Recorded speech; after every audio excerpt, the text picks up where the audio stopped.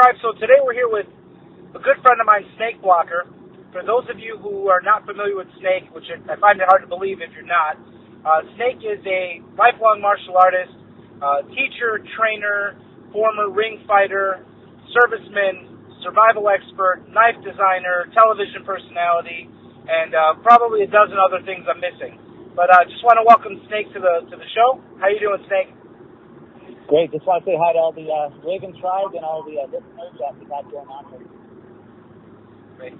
Now, Snake, today we're going to sit down and talk a little bit about just what's going on currently in the country. I wanted to have you on because you are a survival expert and self-defense expert, and I want to get your take on your opinion as to everything that's happening right now. We're dealing with instances of terrorism. We're dealing with a lot of internal struggle as far as ideology here in the country right now. Where do you chime in on this? How do you feel about what's happening these days? Well, just, everybody has their own view, everybody has their own opinion, everybody wants to point a finger in different directions, but everybody has to be at some type of consensus to say that the United States and the world in general is getting worse rather than better. Worse meaning more violent, more stuff that was unheard of 20 years ago is daily normal stuff that's going on.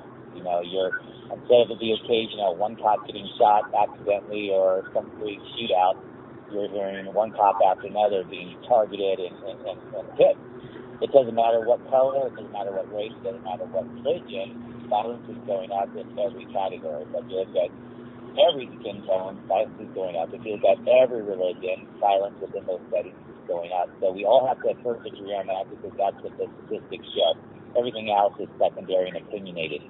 Therefore, if we can agree that the world is getting more and more dangerous, we need to come to a consensus as well that we need to be that much more prepared. We were already ill-prepared 20 years ago and not prepared as a society as a whole, as a family unit, and we need that and so much more in today's survival. And if, you and I are both parents, it's our duty, it's our fatherly duty to make sure that our family is protected as best as we can. And to do so, we've got to make sure our family members are well-equipped, well-trained as best as we can on a day-to-day, week-to-week, month-to-month basis. Now, Snake, that's a great point. A lot of us in the tribe would like to consider ourselves to be warriors. We have formal training. A lot of us have formal experience that we can draw on to ourselves, be a little bit more alert and be more safe. But the family unit is a big issue. Any martial artist or self-defense expert out there, I guarantee you, if you ask them, how often does your spouse train, or how often do your kids train with you, it would be pretty surprising to hear that they often don't train at all. So, what suggestions do you have about getting family involved in developing skills as a unit? So, at the bare minimum, regardless of their age, if your kid can walk, your kid can do martial arts. If your kid takes a dance class, a gymnastics class, a football class, or whatever, then they're capable of doing a martial arts class. Twofold. First of all, if they do like sports, which those kids should be involved in some type of team sport, they will be more proficient, they will have better coordination, better stamina, better flexibility with a good instructor in a martial arts program. So it's only going to complement them. It's been proven that it's going to help their self-confidence, their self-esteem. It's going to help their posture just by taking some form of martial arts. All martial arts have benefits in those categories. So I don't care if you put them in Tai Chi, Taekwondo, kickboxing, Jiu-Jitsu. I love all the martial arts. They have aspects that will teach a kid about self-confidence, self-respect, agility, and those types of aspects. There's other stuff that go to the next level and are a little bit more specific with counter-bullying. I don't like to say anti-bullying because you can't avoid everything. I don't like the term anti-terror training either because you can't avoid terrorism. You have to hit it head on in some cases. So you got to train with counter-terrorism techniques, especially as an adult. So I would say the bare minimum, get your entire family involved with some formal martial arts training or informal if that's all you can afford or if that's all you have access to or if you're their instructor. Now, Snake, as parents, my kids are a little bit older than your kids, but I've had to have those uncomfortable conversations with my son and my daughter when they see the news, when they see what's going on. And I get some flack sometimes from family members and friends because they feel that I'm a little bit too open with the kids, that I expose them a little bit too much to what's going on. What are your thoughts on educating the children as far as being conscious of current trends and violence in the country, things that they need to be aware of, at least in an abstract kind of form, to get them started to develop that awareness? I'm glad you brought that up. So I'll use a little different example for what you just said. So we all, as parents, have to get to a point where our kids are old enough to talk about the birds of the bees, whether you have a male child or a female child. But what you'll notice is when we do give our kids that talk, one of the common responses I hear from parents over and over again, like, oh, I gave my kids that talk, and they're like, Dad, Mom, I know all about that.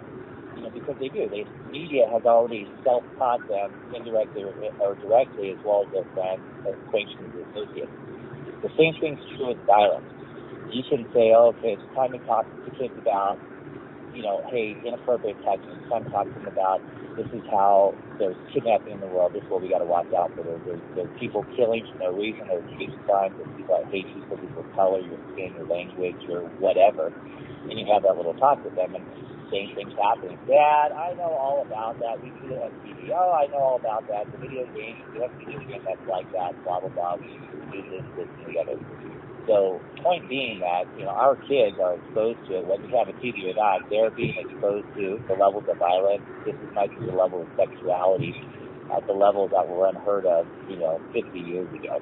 So they've already had that indoctrination, either in a positive and or a negative way. We just need to fill in the gaps for, okay, what do you do now? Now, Snake, as far as preparing the family as a unit, I know that you do a lot of work with kind of prepper community or survival community. What steps can we take as a family unit to make things a little bit more proactive instead of reactive as far as our preparedness? So what I tell people, whether it's students, family members, whatever, I say, think of it like when you're a kid, you have a new kid. When they're a baby, it's not a big deal because you set them on the floor. They can't move. They can't crawl. It doesn't matter if the sockets aren't covered or not, right? They can't. You're watching them enough to see that they can't quickly run over and do that. As they get just a little bit older, just a few months later, you're like, ooh, I need to, they tell people to crawl on your knees and your hands like you're an infant, you're a toddler, you just start learning how to crawl. Anything you can reach, anything you can touch, anything to plug into, anything you can touch put your fingers in, put your tongue in, make sure that area is well protected. So you start buying all these socket covers, you start tying up and tacking down these cords, and you start keeping things secure that are going to fall off if they reach for it, and you start child-proofing each room of the house in that manner. I say the same thing. You want to do the same thing in a survival situation. You want to start from the front and work your way through every room of the house. And you say, hey, if this is the only room I'm allowed to go in, what do I have available at my exposure to get to quickly to help myself in various situations? So you just start with, okay, well, let's just start with the basics. Carbon monoxide, which, we don't have an odor for it. Does all the major rooms in your house have something that detects that? That's a great way of starting it out. And then you say, okay, well, what about first aid kits? How accessible and how far do I need to reach to get to a first aid kit? If you have a big house, you might want to have it at each floor level, for example, on a dual level.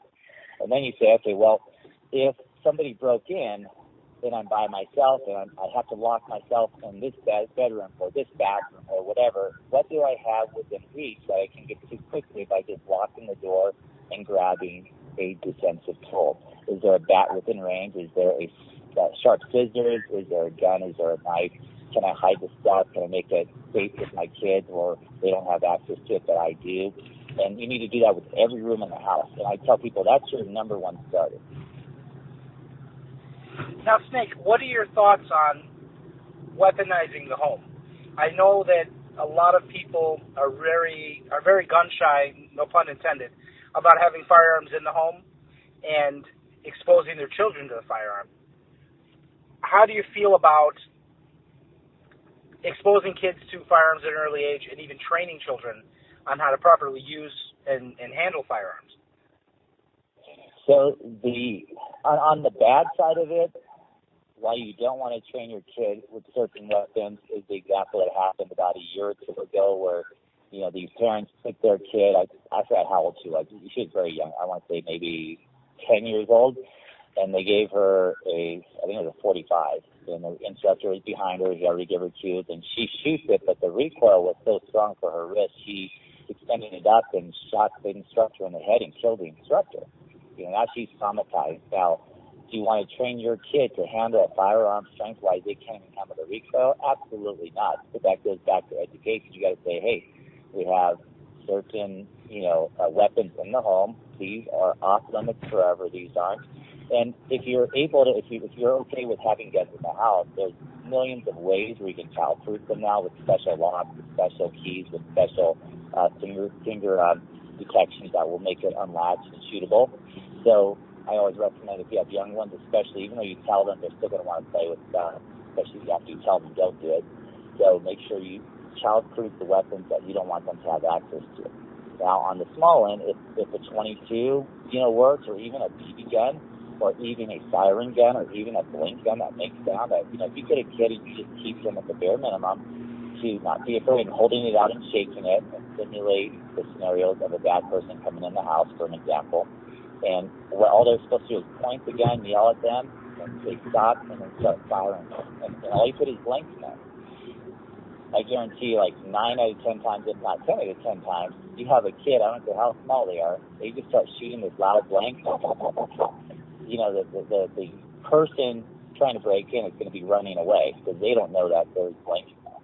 So at a low end, that's a great way of doing it. If you don't want any weapons of any sort, or you don't want anything with any type of blank even, then you have to go the second route. Okay, what can we do with bats? What can we do with improvised weapons? Those types of things. Kitchen knives or such. Now, Snake, as a trainer, I know you've trained, from students of a very young age and up. Sometimes the most challenging thing is to engage the student. All of us in the tribe, we all have that affinity for the warrior training. Sometimes we have family members that are not so into this idea.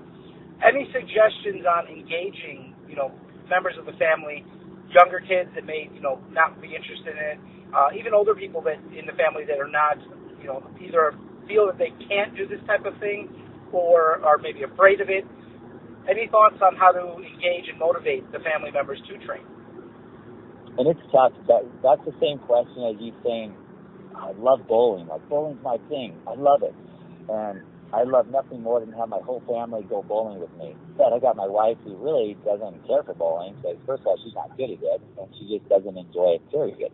And then I have kids that, they have problems handling the ball. They kind of have fun for a short time. They get for 10 minutes, and they can't stand an hour. Or you could do any other sport. You could say, hey, I love playing racquetball. My family's not into it. I try to get into it. They get mad every time. We're always argumentative. So first of all, you have to present it a little bit differently because you're going to have the same. Every family is not going to have 100% of the people. It's extremely rare to have every member of the family wanting to be as dedicated to a self-defense training or even a survival training or even camping, for that matter. Go outside and learn how to camp. Some family members don't want to camp. It's a hassle. It's an argument. So you got to make it rewarding. You got to have a reward system like you do with the now. You got to say, hey, listen, we're going to do this as a family. We're going to go to Disneyland. We're going to go to the park. We're going to do these on these 3 Saturdays. On one Saturday a month, we're going to focus on a survival technique to go out in the field, and we're going to learn some campground survival skills and techniques. Now, if you don't agree, if you give me an argument, if you don't do that with us, then you don't get to go to the other 3 events. Or you say, hey, you said you want to do lacrosse, you want to go to practice, the only way I'm going to let you do that fun sport that you like to do is, even though you don't like martial arts, you have to keep continuing at least 3 days a week of martial arts class in order to get the reward of going to lacrosse and you paying for your uniform and your time, taking time to do that. So you have to do negotiations. Your wife wants them to say, hey, honey, I know you want to plan this family trip. I'd rather go here, but let's agree right now that if we do it a family unit and we do the self-defense class from this time to this time, then we'll make their trip to be that special reward for everybody. Or say, hey, whoever gets their next belt level, whether it's yellow belt or a black belt, this is what we're going to do for you. And I've never been, and Apaches aren't very big on birthday parties. We don't think that there's a need to give a person a big party and gift just because they're a year older. So that's something we're like, okay, you want a celebration, then let's do celebrations every time based on accomplishment, not based on, oh, you owe me because I'm a year older. Gotcha. Now, Snake, it's a great to kind of recap and get your thoughts on how to get the family unit prepared. I want to ask you what you identify as if there is one single most dangerous trend in the country right now. What are you most aware of? What has blipped on your radar? Is it the religious terrorism? Is it the call to go hunting police officers? What have you identified, or what's caught your attention most, given you most concern? So the number one answer, the simplest answer in one word, is anarchy. Because that protest, there's a form of anarchy going on in that. They don't want to abide by the laws. They want to cross the freeways with, at the risk of, blocking traffic, at the risk of maybe being hurt. The rules go out the window. And anytime rules go out the window and we as a society don't follow certain rules, especially when it has to do with safety and protection of yourself and those around you, then that's an anarchist situation. So why do people protest? I don't care what you're protesting or what you say you're protesting or why you say you're protesting. I was in LA during a riot. My buddy went there with a video camera, started videotaping up and down the streets when it happened. I had my guns at the ready. I had myself prepared. But people weren't rioting because of the black and white issue as much as they were like, oh, here's a reason to riot, and I want free stuff, and I want to let out my aggression, and I want to break rules, and I like that support feeling of being an anarchist. So that's kind of what happens. You'll never see a person, at least I haven't, or you have a person that is in a great family situation, or in a great work situation, or in a great environment situation, and they just decide, hey, I'm going to go protest this, that, or the other. Whether they agree or not agree, they say, hey, things are good now, and I have a certain level of ethos and a certain level of code of conduct, and this can get out of hand and doesn't fall in uniform with how I grew up. And those are the people that, the opposite of that is what ends up in those anarchistic situations. So that's what everybody should be worried about, is that the reason is never the reason. The reason is something else. I want free stuff. I want TV media publicity. I just want to get there and become famous for a day. I want to shoot this person or that person. So there's always an underlying reason or a cover-up or a money situation. It could be a number of things. So everybody needs to be aware of that. At any point, nobody's safe. I don't care if you're in a rich community of Illinois, Highlands Ranch. I don't care if you're sitting in Chicago in the Midwest area. The people have the same words.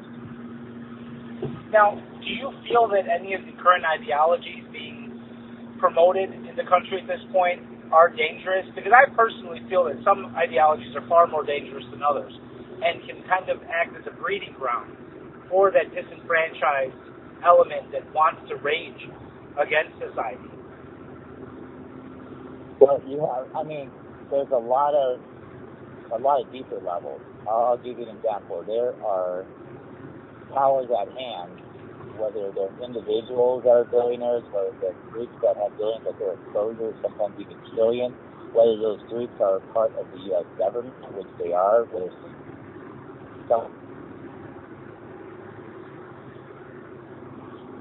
there's bigger forces that we don't see on the surface, and part of those forces are powerful forces that control media that drive a certain fear and a certain situation. And historically, if you look at American history on the media side, every time this happens, every time this time of year when you got elections that are coming close, you got debate about this party, that party, you have such a differences between campaigns, you're going to always see these riots, and they're all for a number of reasons. But historically, all this happens for a time, and it's no coincidence that all these shootings and all these rioting are happening at this time in our history during these debates and during these closer and closer dates to the election. And it also gives people that buy the media to think, oh, to solve the problem, we got to get rid of guns. Oh, to solve the problem, we need the police can't support us. We can't trust the police anymore. We'll trust the government. We love the government. They'll come in with martial law. We'll authorize them to come take over. There's all these underlying. I'm just giving you possible examples, and there's a million other things that could be happening that could be the driving force on who's really starting these riots, who's really paying the coordinators to do it, who's really paying the salaries of the media people to do the spin-off, the results of these riots in a certain point of view. Now, Snake, it's great to be prepared, and it's great to teach the members of the tribe and to be prepared, to have their families prepared. Solutions are a lot more difficult. Is it even something that you think is within our grasp to find solutions to this? Or are we just, kind of going with the flow of what's happening and just doing the best we can with the situation? Well, I'm glad you addressed, I like how you address the audience, the tribe, the Raven tribe, the Apache tribe, whatever. Everything has to be tribal or it can't succeed alone on its own. You can be the best survivalist in the world. You have the most knowledge, and you can know how to build a fire, build a shelter, get out of town, support yourself, protect your family. But you slip off a rock, you hit your head, you're incapacitated. All those years of survival training, how are they going to help you? But if you have a community, if you hit your head, now you got a doctor that's in your tribe that can help with this, that, or the other. Now, you only have so much knowledge in you in this part of survival, but you're like, oh, but no, it doesn't help you have an access to. You need somebody in your tribe that has access, that knows about dentistry, that can say, okay, well, I can fix your teeth, so you can help us with that. And I tell people we need to always address things with the Gilligan effect. We've all seen Gilligan's Island. The Gilligan's Island, although it's obviously a comedy show, they never survive without some help from each area. You have the professor that can invent things, but then you have the skipper who can be bold and strong and take care of this situation. You have the model perspective, you have the country girl perspective, you have the millionaire's perspective. Everybody, if they want to really be prepared, they need to make sure they're making friends, and they need to make sure they're making the right friends. They have a tribe of loyalty, and find out what skill set each person has. Because there's millions of scenarios. You could train for a million scenarios, and that 1,000,001 scenario you never trained for, and everything goes out the window. Same thing with martial arts. You could be the best ground fighter in the world, and that doesn't help you just stand up. You could be the best stand-up fighter, and that doesn't help you when you're on the ground. So you have to try to be efficient as you can in all areas, but know that you have to admit that you don't know it all, and you have to say, okay, well, I need to befriend this person. I need to start a network either socially, on social media, and build it from there and say, hey, I'm going to meet once a month with whoever can make it, and we're going to see where our weaknesses and strengths are with each person, and know that, hey, if anything goes bad, anything goes to food, here's 5 locations that we have, either as secondary locations or hideouts or shelters that we can either meet in one of these 5 spots depending on where we are in the world at that time. Interesting take. Now, Snake, we're going to go ahead and wrap up for today, but I want to get the audience on board with some of your products, because you do market some products that are very specifically geared towards the family that is going to be investing in their survival, investing in their preparedness. Tell us a little bit about the products that you currently offer and that you're endorsing, and where we can find these things. So one is out of Silverthorne, Colorado, and it is it's actually a welding company, Cook's Welding, and they actually work with a really bright engineer that's been doing underground shelters for well over 30 years, and the welding company's been around for well over 30 years in the same location. And they teamed up, and then I sat down with them 2 years ago, and we sat down and said, hey, I want, since you already started the formulas of these great underground high-quality shelters that come in all shapes and sizes, let's have one that connects into your basement. Say you're out at work, or, the husband in the house is out on deployment as a military person. They can't be there all the time. Security is only so good. Anybody can break into any house pretty much and do whatever they want with whoever they want before the police arrive or before security arrives. So that's just kind of like your last, that means nice that they can get there at some point, but what do you do in the meantime? So you go to your basement, you egress out into this area that has air filtration, correct? It has, outside telecoms, it has a bathroom, a toilet, sink, water, it has all your basic survival stuff. So anyway, we have a Snake Blocker custom underground shelter, and it can be custom and recustom and expanded upon as well. It's like a Lego puzzle where you can keep adding on Legos and tell them whatever size and whatever budget works for you. So that's one thing. Another thing is a Snake Blocker survival kit, and it's a preparedness kit, rather, is what it's called. And it's just something that's the size of a really small purse, just about 2.5 pounds, and it's got everything you need if you're fixing your car or on your bicycle or whatever, and if something went bad and you couldn't get to help, it's got 3 forms of signaling devices day and night, 3 forms of water filtration, 3 forms of has fire starters, 3 forms. It's got shelter, it's got tents, it's got all the fundamentals in the smallest possible container, so it's compact. And that Survival Matrix sells that. Tops Knives sells my Snake Blocker Apache Falcon knife, and that's just a durable fixed blade, heavy duty, very good for survivalists, tactical practitioners. And those are the key main ones, and we're working on a few more projects. I just got a brand new project that I'm getting from overseas. I got the first couple prototypes, and we just started selling it this week.